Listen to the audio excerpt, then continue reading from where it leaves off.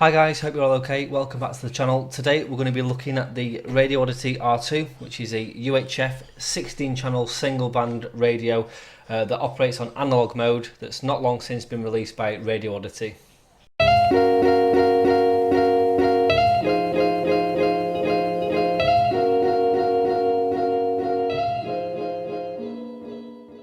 Okay guys, so as you can see I've got a pair of these radios here in front of me, and they're sort of very similar in concept to the Bofeng BF AAAS style radios, but this is sort of a more modified, slightly chunkier, slightly more rugged version. Just some of the features on this: it's got scrambler, so it's sort of similar to encryption, but it's not encrypted, so other radios can hear the signal, but unless the receiving radio has got the same scramble function enabled, they won't be able to hear what's being said, so it just adds that little extra element of privacy. 96 hours of standby on this thing, so there's extra battery saving technology in this in the battery on this radio and within the radio itself. So it has a 1200 mAh battery, which is quite a decent capacity for a radio of this size. The working time is up to 20 hours and the standby time is 96 hours, so the R2's performance is quite a bit better than something like the Bofeng BF AAAS. It's quite a decent standby time on it. And if the battery reaches the predetermined low level, the indicator light on the radio will turn on and a low battery tone will sound, so you know when you're running low on battery.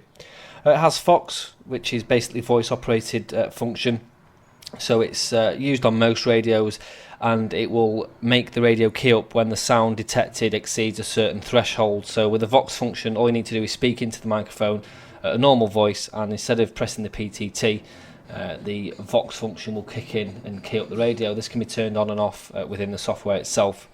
And it has scan function, so you can set the scan function in the software as well. So once the radio is scanning, you just press the PTT button on the side to turn it on or off.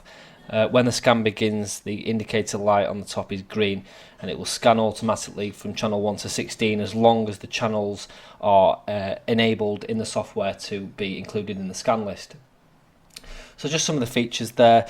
Specifications on this radio: it's UHF only, so it's 400 to 470 megahertz, which is pretty standard for these single band 16 channel radios. As I say, it does have 16 programmable channels, and you can't program it from the radio itself. It has to be done in the programming software, which is available from Radioddity's website, and I'll leave a link in the description below to that. Battery, as I said, is a 1200 mAh lithium ion battery, which is quite decent for a radio with sort of no display. And as I say, it will last for around 96 hours on standby, and the output power is 2 watts or less, so you don't get any more than 2 watts out of these things, but for the intended purpose, which is sort of short range communications, that's more than enough. And just for the functions on these radios, it has 50 CTCSS tones and 105 DCS codes in there for that little bit of extra privacy. Those are all programmable via the software. It has Vox function, English and Chinese voice prompts, battery save function, low voltage prompt, timeout timer function, scramble, scan, busy channel lock, wide or narrow bandwidth setting, and squelch. If we look at the radio itself, you can see we've got a rubberized PTT on the side there, and we've actually got no programmable buttons on the side, which just makes it that little bit more simpler for people using it for work, at events, and of course for kids. There's nothing there that they can press other than the PTT.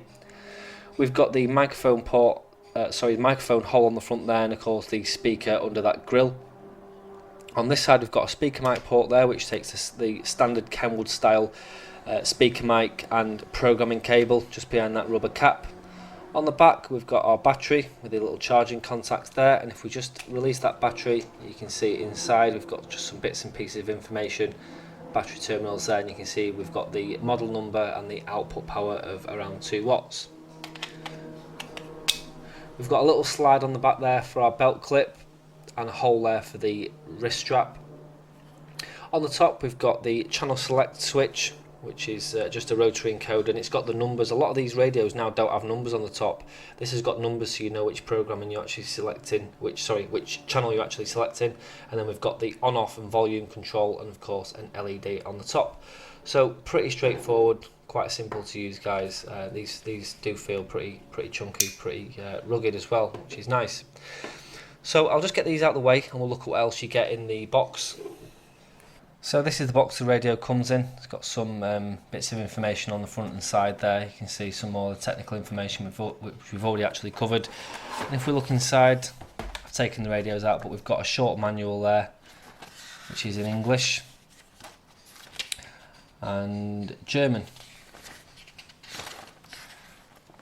Again, if you need a manual for these radios, you're going wrong. They're dead simple and dead straightforward to use. It's got a bit of a troubleshooting guide in there and just an overview of some of the functions and how to use them. Inside we've got a couple of these Radioddity speaker mics with a flexible cord on them, which I quite like. There's one for each radio in there. We've got belt clips which just slide onto the back, made of plastic, so there's no screws, they just slide on belt clips. And of course we've got the charger bases, which are USB. The radio just slides in like so onto the top. Now, a lot of Chinese radios are coming with USB power supplies now, which is just great. It's a lot safer. You can charge these from a power bank, you can charge these in your car, you can charge them on a laptop from your iPhone charger, and it just makes it that little bit safer rather than having the 2-pin plugs that go into the mains. Not that I've had any issues with them personally, but it just makes things that little bit safer and easy to manage. You don't have to use those adapters everywhere. So setup on these radios is really straightforward. The battery just slides on and off like so on the little groove on the side and just clips into place. We've got our belt clip, which just slides into that groove on the back and clicks into place, and of course the antenna, UHF single band antenna, just screws onto the top in the SMA connector. Okay guys, so this is the Radioddity download page where you can get all downloaded programming software from. If we scroll down the page, we can see we've got the R2 programming software there. All you need to do is download that and install it, and it looks something like this. As you can see, this is a really straightforward, simple, easy piece of software to use. I will run through the features and settings anyway, just to show you, but it's very, very straightforward. So in the programming software, we've got a write and read password. You can set that and change that there. I'm going to leave that alone because I don't need a read or write password, but that's handy for anyone using these for sort of business. If they get lost, they can't be reprogrammed easily.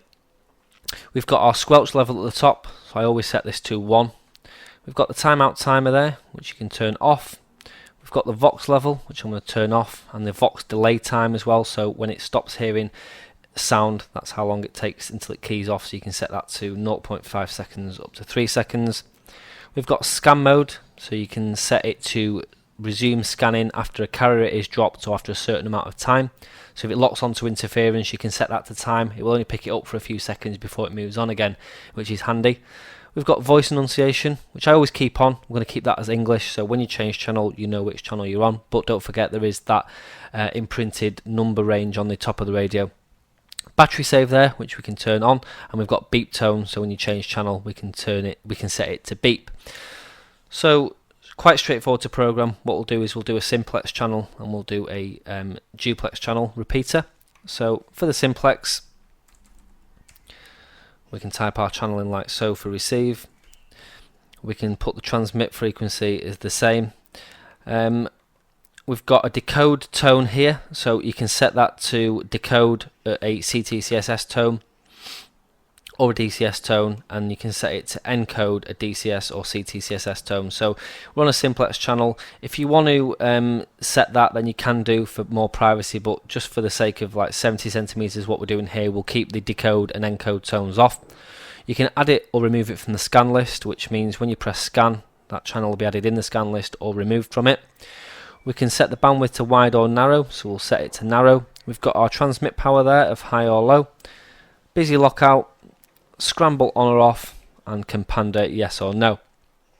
For a duplex channel, it's very, very similar. So for a repeater, we'll put the repeater's output in, which is 433 350.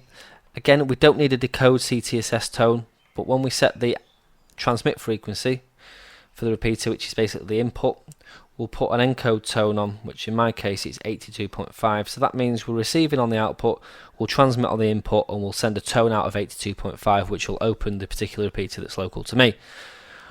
Scan list we can keep the same, wide or narrow we can set to narrow, and we can keep all these the same.